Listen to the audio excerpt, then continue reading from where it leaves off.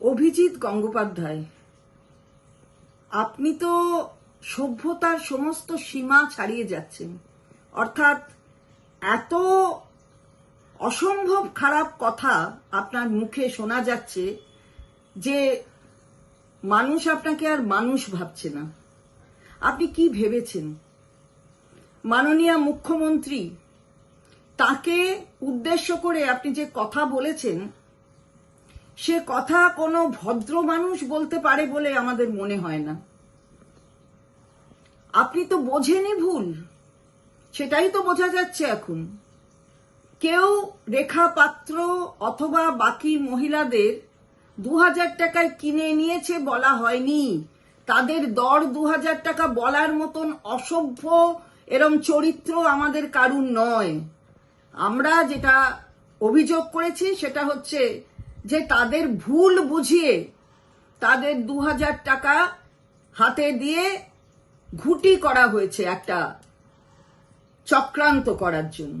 মেয়েদের সম্ভ্রম কি করে রক্ষা করতে হয় মাননীয় মুখ্যমন্ত্রীর চেয়ে ভালো আর কেউ জানেন না।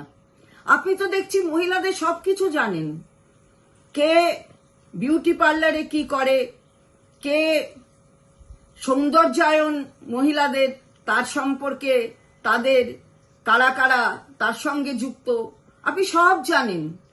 আপনি আসলে মহিলাদের সব খবর রাখছেন দেখছি। বাহ, কি সুন্দর অভিজ্ঞতা আপনার।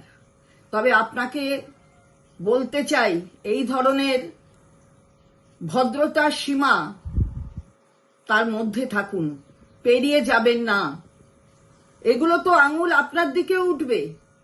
যে আঙুল আপনি তুলছেন অন্যের দিকে, সে আঙুল তো আপনার দিকে উঠবে। আপনি তো বিচারপতির আসনে বসে আপনি তো বলে দিয়েছেন যে আপনি কাদের সাথে কথা বলছিলেন, কাদের সাথে আপনার বার্তালাপ হচ্ছে। শুধুমাত্র একটা নির্বাচনে প্রতিদ্বন্দ্বিতা করছেন, নির্বাচনে জয়লাভের আশায় এই ধরনের কথা বলবেন না। বাংলার মানুষ এটা মেনে নেবে না। আপনি ভদ্রতা শিখুন, ভদ্রভাবে কথা বলুন, এটাই আপনার কাছে আমার বলার। সুতরাং একটু ভালোভাবে কথা বলবেন, ভদ্রভাবে বলবেন।